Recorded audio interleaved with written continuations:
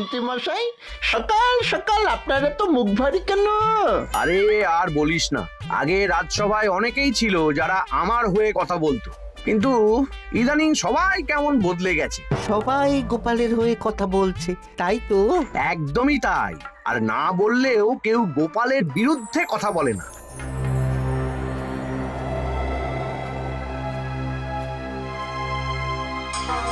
কি মন্ত্রী মশাই, আজকাল তো আমার কথা আর মনেই পড়ে না, ভুলে গেছেন নাকি? আরে না না ভগবান, তুমি হলে আমার তুরুপের তাস। ঠিক সময়ে ঠিক সুযোগ এলে তোমাকেই ডাকবো। একটু দেখবেন। হ্যাঁ, আরে নিশ্চয়ই নিশ্চয়ই। এই চলি রে, আবার রাজসভায় যেতে হবে।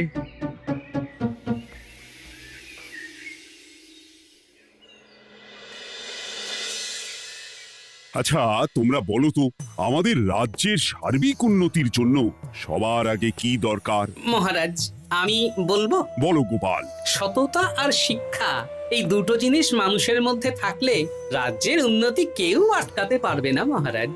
একদম ঠিক বলেছ পণ্ডিত, তুমি তো শিক্ষার কাণ্ডারি। তুমি কি বলতে চাও এই ব্যাপারে?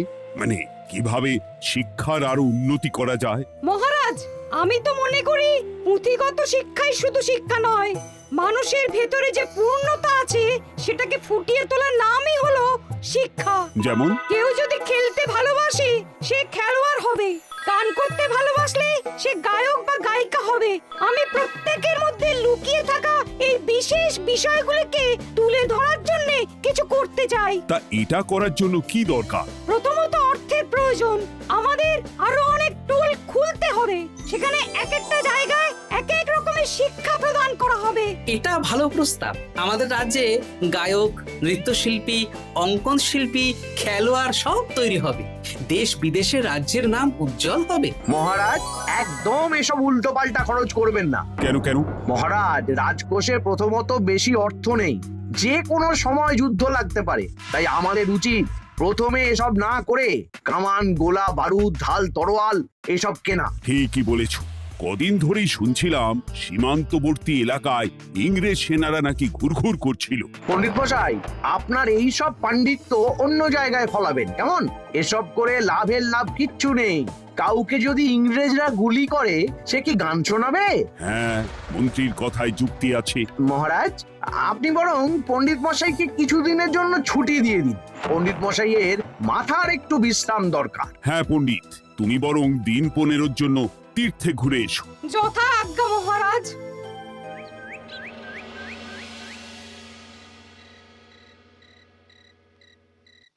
শোনো ভগবান, সকালেই তুমি কাজের কথা বলছিলে, আমি এমন ছক কষেছি কালকে থেকেই তোমার জন্য একটা ভালো বেতনের কাজ জোগাড় করে দেব।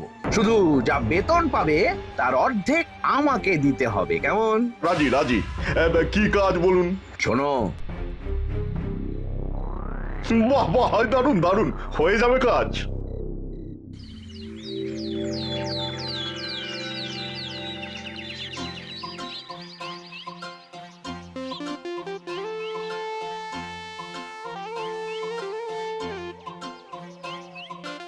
এই সকাল সকাল রাস্তায় ঘুরঘুর করছিস কেন? পড়াশুনো কি শিখেই তুলে দিয়েছিস? পণ্ডিত মশাই তীর্থে গেছেন, এখন আমাদের ছুটি। দুপুর বেলা ভাত, রাতের বেলা রুটি।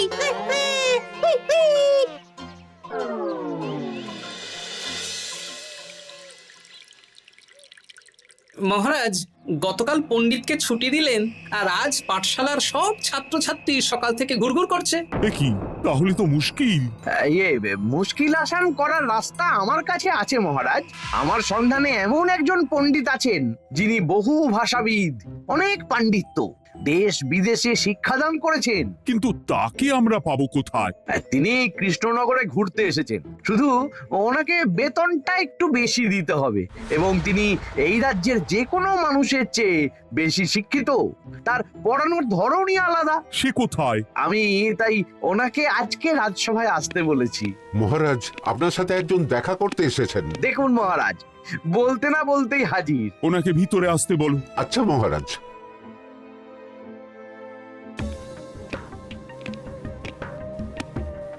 প্রণাম কৃষ্ণচন্দ্র, আমাকে আপনার মন্ত্রী ডেকেছেন, তাই এলাম। মন্ত্রীর সাথে কথা হয়েছে আমাদের রাজ্যের শিক্ষার উন্নতির ব্যাপারে। আমাদের মানে আপনি কি এই রাজ্যের? আমি এখন এই রাজ্যে আছি তো, তাই আমাদের রাজ্য বললাম। উনি সবাইকে আপন করে নেন। যাই হোক, তোমার শিক্ষার উন্নতির ব্যাপারে কি মতামত? মহারাজ, আমি এই রাজ্যের বিভিন্ন মোড়ের মাথায় টোল খুলতে চাই। তার জন্য অনেক অর্থের প্রয়োজন। তাতে কি উপকার হবে? ছাত্রদের জন্য তো নির্দিষ্ট পাঠশালা আছে। যখন শত্রুরা আক্রমণ করতে আসবে তখন তারা দেখবে রাস্তার মোড়ে মোড়ে টোল, মোড়ে মোড়ে টোল। তারা বুঝতে পারবে এখানে সবাই শিক্ষিত। আর শিক্ষিত লোককে ক্ষমতার অধীনে রাখা কঠিন, যুদ্ধে জিতলেও শাসন করা মুশকিল। কারণ অশিক্ষিতকে বোকা বানানো সহজ, কিন্তু শিক্ষিতকে বোকা বানানো কঠিন। নতুন পণ্ডিত একদম ঠিক কথা বলেছে। কোনো বাইরের রাজা বা শত্রু আক্রমণ করার আগে 5 বার ভাববে। এই সেরেছে। গতকালই মন্ত্রী বলছিল শিক্ষার দরকার নেই, অস্ত্র কিনুন, আর আজকেই শিক্ষার পক্ষে কথা বলছে। ব্যাপারটা কেমন সন্দেহজনক, নজর রাখতে হচ্ছে। বেশ, আমি তোমার এই শিক্ষা সম্প্রসারণের প্রস্তাবে রাজি। মন্ত্রী, তুমি এই প্রকল্প দেখভাল করবে। আচ্ছা, কত খরচ হতে পারে একটা হিসেব করে আমাকে জানিও, আমি দিয়ে দেব। আচ্ছা মহারাজ, আপাতত 500 মোহর দিয়ে রাখুন, পরে যা লাগবে বলে দেব। উফ, সকালে এক পত্তন বাজার, বিকেলে এক পত্তন বাজার, আর পারি না। আরে হাত চালাও, হাত চালাও। বাবা, কাজ শুরু হয়ে গেল। হ্যাঁ, আর ছাত্রদের পাঠশালার কাছে যেতে হবে না। পাঠশালা ছাত্রদের বাড়ির কাছে চলে আসছে। যেখানে সেখানে পাঠশালা। এই তো যেখানে সেখানে শিক্ষা। ঠিক বলেছ। আজ থেকে আমি আর নতুন পণ্ডিত চালু করছি। ধরো শিক্ষা, মারো পেরে। শিক্ষাকে ছাত্রছাত্রীদের মধ্যে গেঁথে দিতে হবে। এতদিন জানতাম ধরতক্তা মার পেরে, এখন বদলে যাবে। কিন্তু একটা পণ্ডিত এতগুলো পাঠশালা একা সামলাবে কি করে? খেপে খেপে। মানে সকাল 6টা থেকে 7টা একটা জায়গায়, পরে 7:30 থেকে 8:30 আরেকটা। এইভাবে বিভিন্ন জায়গায় পণ্ডিত ঘুরে ঘুরে শিক্ষাদান করবেন। না, ব্যাপারটার উপরে মহারাজকে নজর রাখতে বলতে হবে। মহারাজ, আমার মনে হয় এই পাঠশালায় আগামীকাল থেকে কেমন পড়াশোনা শুরু হবে, আপনার সেদিকে একটু নজর রাখা উচিত। হ্যাঁ, দেখি আগামীকাল সকাল সকাল বিভিন্ন পাঠশালায় গিয়ে নজর রাখবো। আর হ্যাঁ, আমাকে নতুন পণ্ডিত একটা তালিকা দিয়েছে, কোন পাঠশালায় কখন পড়াবে সেটার তালিকা। আমিও যাব আপনার সাথে।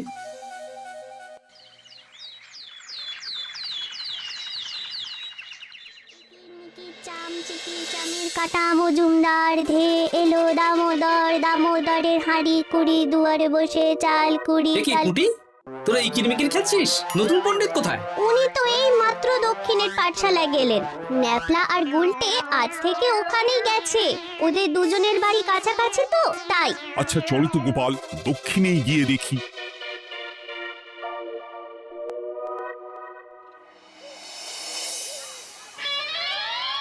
দেখি, এখানেও তো নতুন পণ্ডিত নেই। নতুন পণ্ডিত মশাই আমাদের একের নামটা মুখস্থ করতে দিয়ে চলে গেলেন। একের নামটা? এসব কি হচ্ছে? শিক্ষার নামে অর্থের জলাঞ্জলি মহারাজ। না, আজই রাজসভায় এর বিচার হবে। মন্ত্রী, আমি যা দেখলাম তাতে শিক্ষা তো কদিন পরে লাটে উঠবে।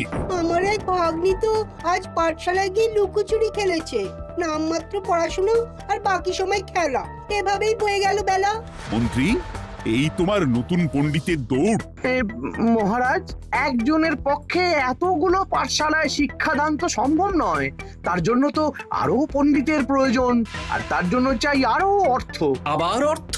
শুধু মহারাজের অতিরিক্ত অর্থ খরচ হবে বলে আমি আগে এই প্রস্তাবটা রাখিনি। বেশ, তা আর পণ্ডিত কোথায় পাবে? আমাদের নতুন পণ্ডিতের কাছে অনেক পণ্ডিতের সন্ধান আছে। উনি একটা হাঁক মারলেই সব চলে আসবে। বেশ, তাহলে তাই ব্যবস্থা করো। এভাবে শিক্ষার অবনতি আমি চোখে দেখতে পারবো না। আরো 300 মোহর লাগবে। পেয়ে যাবে। এ তো দিনে দুপুরে ডাকাতি। ব্যাপারটা ধরতে হবে। কিছু একটা ঘোট তো আছেই। আর নতুন পণ্ডিতদের যদি কোথাও একটু থাকা খাওয়ার ব্যবস্থা করা যায় তাহলে ভালোই হয়। রাজবাড়ির অতিথিশালা তো আছেই, ওখানেই না হয় ব্যবস্থা করে দেব।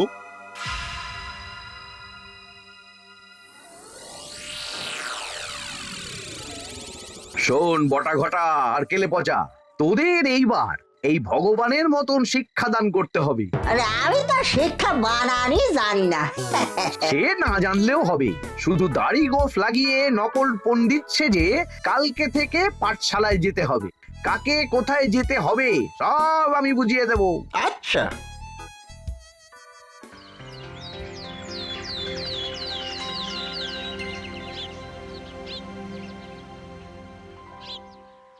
আচ্ছা বল তো, গতকাল তোদের বাড়িতে কি কি রান্না হয়েছিল? ভাত, মসুর ডাল আর লাউ ঘন্ট। লাউ ঘন্টের মধ্যে চিংড়ি ছিল? না। তা আজকে কি রান্না হবে? আজকে সকালে বাবা বাজার থেকে পাকা কাতলা এনেছে। কাতলা মাছের পাতলা করে ঝোল হবে। আর তোর? আমাদের আজ নিরামিষ, তাই কবজি ডুবিয়ে সবজি ভাতি খেতে হবে। বেশ।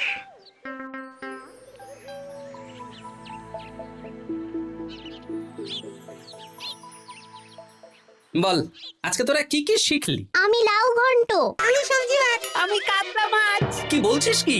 আজকে তো পাঠশালায় এই সব আলোচনাই হয়েছে। এবারে ব্যাপারটা একেবারে সহ্য সীমার বাইরে চলে যাচ্ছে। দাদু, আমাদের আগের পণ্ডিত মশাই ভালো ছিলেন। উনি কোথায় চলে গেলেন? মন্ত্রী মশাই ছলে বলে কৌশলে ওনাকে তীর্থে পাঠিয়েছেন। না, এখন আমাকে মন্ত্রী মশাইয়ের উপরে নজর রাখতে হবে।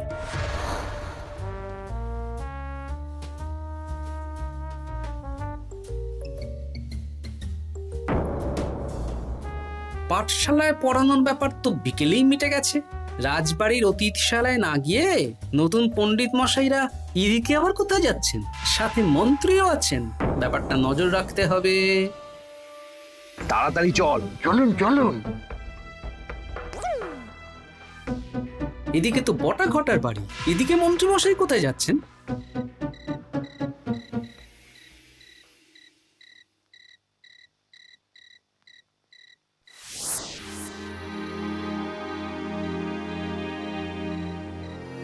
তারপর তোমরা সবাইকে কি শিক্ষা দিলে?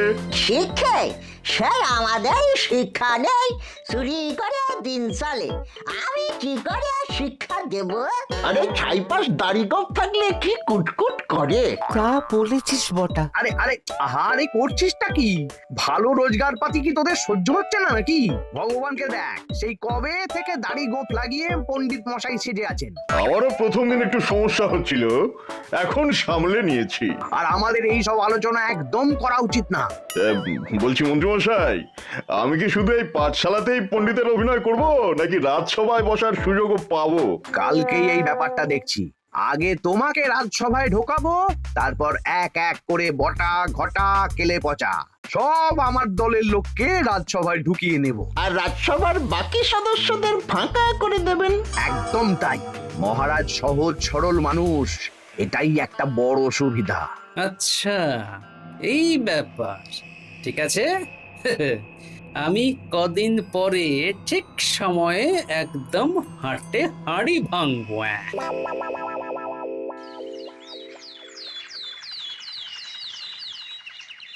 তাহলে মন্ত্রী, আর কোনো সমস্যা নেই তো? না না মহারাজ, এখন আর কোনো সমস্যা নেই। দেখবেন এই ধরশিক্ষা মারপের এক প্রকল্পের নাম চারিদিকে ছড়িয়ে পড়বে। আমার তো মনে হয় একটু পাঠশালাতে বিজ্ঞান নিয়েও আলোচনা করা উচিত। হবে হবে, সব হবে। এখনো সব বাচ্চারা অজ্ঞান হয়ে আছে। আগে শিক্ষায় জ্ঞান ফিরুক, তারপরে না হয় বিজ্ঞান নিয়ে আলোচনা করবে। বিজ্ঞানী তো প্রস্তাবটা খারাপ রাখেনি। তুমি কি বেশি বোঝো? তাহলে তুমিই তো বিজ্ঞান শেখাতে পারো। আমি কবিরাজি শিক্ষা দান করতে পারবো। তোমার কবিরাজি শিখতে কেউ রাজি নয়, চুপ থাকো। আহ, দেখাই যাক না বাচ্চারা কেমন শিক্ষা লাভ করে। মহারাজ, বলছি কি, আমাদের পণ্ডিতের আসনটা তো ফাঁকাই পড়ে আছে। এখন যখন নতুন পণ্ডিত এসেই গেছেন, তাহলে ওই জায়গায় ওই তো বসতে পারে। কিন্তু পণ্ডিত তো তীর্থে গেছে, অবশ্য কদিন পরেই ফিরে আসবে। ও আসুক, তারপর না হয় আলোচনা করে একটা সিদ্ধান্ত নেব। পণ্ডিত মশাই না হয় এসে পুজো পাঠটাই করুক, কিন্তু রাজসভা এরকম ফাঁকা থাকলে কেমন একটা লাগে। বেশ, তাহলে তাই হোক। কালকে থেকে নতুন পণ্ডিত আমাদের পুরনো পণ্ডিতের জায়গায় বসবে। এইভাবে রাজসভা ফাঁকা করে যেতে হবে, তাহলে একদিন সবাই আমার পক্ষেই কথা বলবে, আর শেষে রাজাকেই সরিয়ে দেব।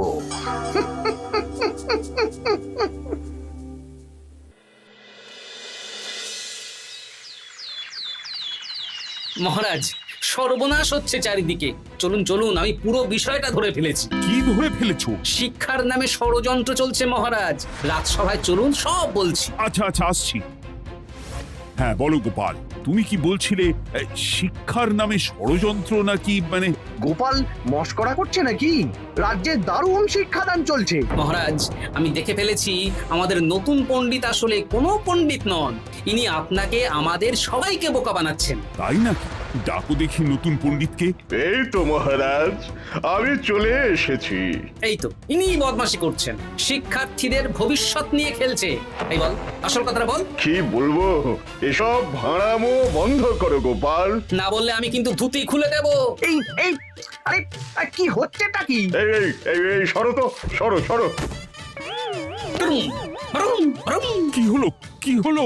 বুম, ব্রুম, জব, ব্রুম। এই সেরেছে। গোপাল এসব কি বলছে? বলুন। ভুল বকছে কেন? ব্রুম, ব্রুম। গোপাল, তোমার কি হলো গো? কি বলছো তুমি?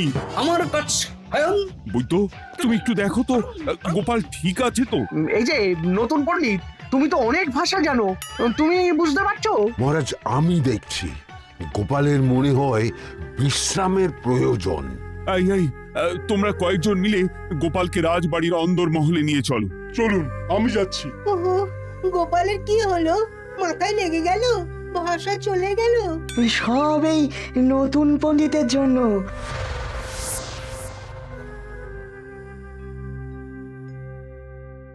আম ভাল খাচ কাচ হায়ন আম মাস্কার কাচ। মহারাজ, আমার মনে হচ্ছে গোপালের বাইরে থেকে কিছু হয়নি, ভিতর থেকে কিছু হয়েছে। নারী স্পন্দন, হৃদস্পন্দন সব ঠিক আছে। আমার বড় যাব ভ্রম। কিন্তু গোপাল কি ভাষা বলছে বোঝা যাচ্ছে না। নতুন পণ্ডিত, একবার চেষ্টা করে দেখো না। আমার কথা হয় না। এসব তো আমি কিছুই বুঝতে পারছি না মহারাজ। আপনি যে এত দেশ বিদেশে ঘুরেছেন, আপনি বুঝতে পারছেন না? এ আমার এখতিয়ারের বাইরে। তোমার বাকি পণ্ডিতদের নিয়ে আসো তো, যারা পাঠশালায় পড়ায়। আমি বুঝতে পারছি না, বটা ঘটা কেলে পচা কি বুঝবে? আমার বড় যাব ভ্রম। চপ করো ঘট, নল খাব মরব। কিছুই তো বুঝতে পারছি না। রাজসভায় কাউকে না দেখতে পেয়ে এখানে এলাম। ওই তো আমাদের পুরনো পণ্ডিত চলে এসেছে। শুনলাম গোপালের নাকি কি হয়েছে। এই পণ্ডিত, তুমি দেখো তো গোপালের নতুন ভাষা উদ্ধার করতে পারো কিনা। কি গোপাল, তুমি কি ভাষায় কথা বলছো? আমার মতর ভাষ কত বলো। ওই দেখো আবার কি সব বলছে। আমো বোঝো তো পড়ছো, সবার সাথে মস্করা করছো। তম ঠ ধরছ। হ্যাঁ, এই পণ্ডিত, এটা কি ভাষা? ঘাবড়াবেন না মহারাজ, এটা পাতি বাংলা ভাষা। বাংলা ভাষা? গোপাল শুধু আকার ইকার উকার আর বেশিরভাগ স্বরবর্ণ বাদ দিয়ে কথা বলছে। মানে গোপাল তম কছ কছ বলো। আমার নাম গোপাল ভর। মহারাজ, গোপাল বলল আমার নাম গোপাল ভর। আমার অত বকনা মহারাজ। এর মধ্যে আকার ইকার উকার এসব বসিয়ে দেখুন তো কি হয়। আমার নাম গোপাল ভাঁড়। আমার নাম গোপাল ভাঁড়। অত, আমি অত, বকা বোকা, নই মহারাজ, মহারাজ। আমি অত বোকা নই মহারাজ। এই তো সুন্দর ধরে ফেলেছেন। কি কেমন দিলাম? দেখলে আমাদের রাজ্যে মন্ত্রী ধরে আনা পণ্ডিতের পাণ্ডিত্য। সব এক একটা গাধা। হ্যাঁ এ কি ভগবান, বটা ঘটা কেলে পচা। মহারাজ এখান থেকে কি বুঝতে পারলেন? কি? শিক্ষার বাইরেও অন্যভাবে সমস্যার কি করে সমাধান করা যায়, তাও শুধুমাত্র উপস্থিত বুদ্ধি দিয়ে, যেটা আমাদের রাজপণ্ডিতের আছে। তা তো দেখতেই পাচ্ছি। আর সেই জন্যেই মন্ত্রী ওনাকে সরাতে চেয়েছিলেন, আর কিছুদিনের মধ্যে সব সভাসদদের সরিয়ে দিতেন। আমি সব মতলব শুনেছিলাম, আর এই দিনটার জন্যে অপেক্ষা করছিলাম। আজকেই তো পণ্ডিতের তীর্থ থেকে ফিরে আসার কথা। তাই আজকে এই ছোট্ট নাটকটি করলাম। এবার মন্ত্রী আর এই 4 জন নকল পণ্ডিতকে আচ্ছা করে কারাগারে গিয়ে ধোলাই দাও। ধোলাই হলো ওনাদের জন্য উপযুক্ত এবং উচিত শিক্ষা।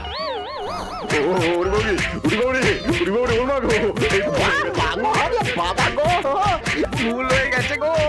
আরে